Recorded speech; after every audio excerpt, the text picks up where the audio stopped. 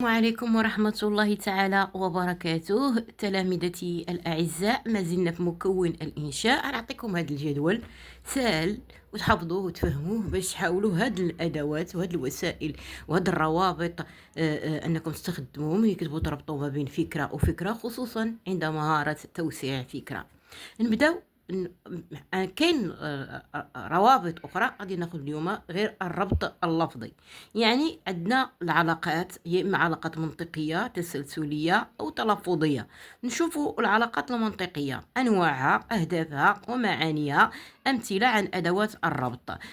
نشوفوا مثلا هاد المساله السببيه، اسلوب التعليل، يعني اهدافه ومعاني. يعني تندير تبرير الكاتب او اللي سواء، حيت يقدر يقول استخرج من النص الروابط التي اعتمدها الكاتب، ولكن انت تقدر ديرها في انشائك. الا بغيتي تبرر موقفك او بغيتي تناقش على واحد، كتقول تبرير الكاتب حجه او اطروحه، الاشاره الى الاسباب اذا كانت هناك نتائج. وانت كتبغي تستعمل الفكره او كتناقشها، كتعطيني القضيه وكتبغي تشرحها ليا وكتبغي تذكر لي الاسباب، وفي النهايه انت راه تخرج لواحد النتيجه. اش كدير؟ كتخدم هاد التويشيات هادو، لان بسبب ما دام، وذلك لأن، لهذا، لذا، نتيجة، يترتب عن ذلك، لهذا السبب، بما أن، من أجل، بحيث. هادو حبذا لو أنك ديرهم بالأخضر، ماشي مشكل ما كتبش بالأحمر. عندنا نوع الرابط اللفظي، اللي هو كيعني الإضافة، أسلوب الإضافة. وعلاش؟ لأن شنو الهدف ديالو؟ هو تطوير فكرة والتوصيل فيها بسط لائحة من الحجج، إضافة حجة. يعني مني أنت كتوسع في الفكرة وكتبغي توضحها لنا وتطور منها باش تخليها واسعة، ما كتبقاش غير متقلصة. انت اش كدير؟ كتعطيني واحد الحجج، ولكن ملي كتعطيني حجة او كتعطيني مثال كيفاش غتربط الحجة الأولى بالحجة الثانية، ترتيب عناصر الحجاج، باش بهاد الأدوات كتقول ذلك، رغم ذلك، رغم أن، والحال أن، من جهة أخرى، في حين أن، مع أن، علاوة عن، تبعا، بينما، فيما لو. هذه كلها نوع من الروابط اللي كيفيدني الإضافة. عندنا الافتراض، يعني كتبغي تفترض، كتخدم لي أسلوب الشرط بالدرجه الاولى. علاش؟ لان كنت كتناقش ديك الفكره، كتقول لي نفترض مثلا افتراض شيء ما، وضع فرضيات لصالح فكره او ضدها.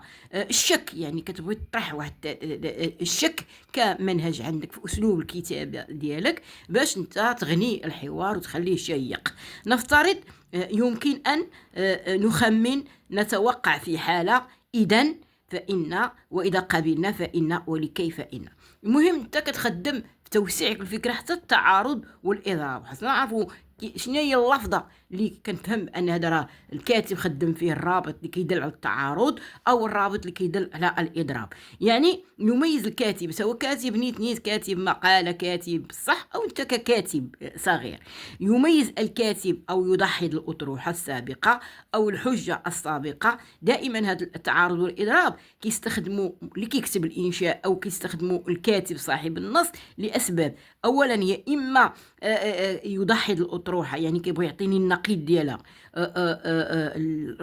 يعني كاينه القضيه، هو كيجيب لي قضايا اخرى باش يدحضها او باش يوافق عليها او باش يعطي استدراك يزيد عليها، ولا العدول عليها، او مخالفه تعارض معها، كما بغى يكون الاحوال موقف هوايا.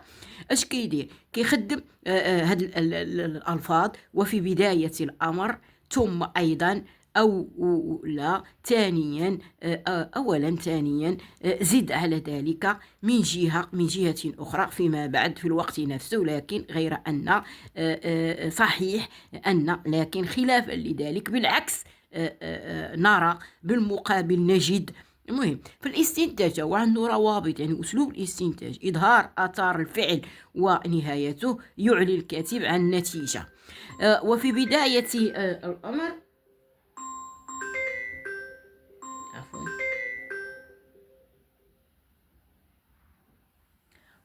عفوا، كيتصلوا بك، عفوا، الوقت، الأوقات الحرجة. في الاستنتاج يمكن لي نخدم يعني إظهار آثار الفعل أو نهايته، يعلن الكاتب عن نتيجة، إذن ومن ثم بناء على لهذا إذن نتيجة لذلك هكذا وعليه نستنتج. نشوفوا الرابط اللي كيعني التسلسل، يعني تكون الأفكار متسلسلة، ما يكونش واحد أنت كتنقز، كيكون داكشي متسلسل. اندراج درج أو اندراج اللفظ أو جزء منه في الزمن، يعني صافي كنتي كتهضر في الماضي كتبقى أفكارك متسلسلة في الماضي، حتى إلا بغيتي ترجع اللور خاصك تبين انك رجعتي اللور للتذكير. اش كتقول؟ عندئذ، حينئذ، عندما، لان، انذاك، احيانا، في الوقت نفسه. اعدي في التسلسل حتى التتابع، ترتيب الافكار، بناء مراحل النص، مقدمه، العرض، الخاتمه، الفكره الاولى، الفكره الثانيه، الفكره الرئيسيه الاولى، الفكره الرئيسيه الثانيه، الافكار الجزئيه، حتى هي ديك الافكار الجزئيه فيها تسلسل في الافكار. ولكن اش كنخدم في الادوات الربط؟ الفاء، ثم، بجانب آخر، أولا، كذلك، أخيرا، يعني العطف، يعني يفيد ثم تفيد العطف الترتيبي. عندي التلفظية، يعني التفسير، يعني التلفظية الرابط اللفظي، يعني نوعه والتفسير، شرح وتفسير، توضيح فكرة وشرحها، تفسيرها، إعادة الصياغة للتوضيح أكثر، تنظيم الأفكار وتعديلها.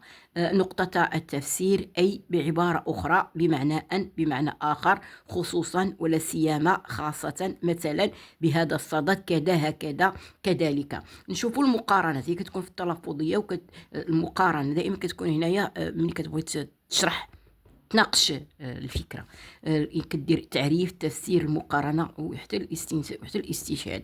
مقارنة، أسلوب مقارنة، مقارنة حجتين أو أطروحتين أو واقعين ماديين، يعني الإيجابي والسلبي، تقريب من حجتين أو واقعيتين. كاش كنديروا نقطتان التفسير، أي بعبارة أخرى، بمعنى أن، بمعنى آخر، خصوصا، ولا سيما، خاصة، مثلا، بهذا الصدد، كذا، هكذا، كذلك. كندير عاوتاني أكثر، أقل، أجدر، أضعف، أقوى، أولى، بنفس الكيفية، كافة التشبيه.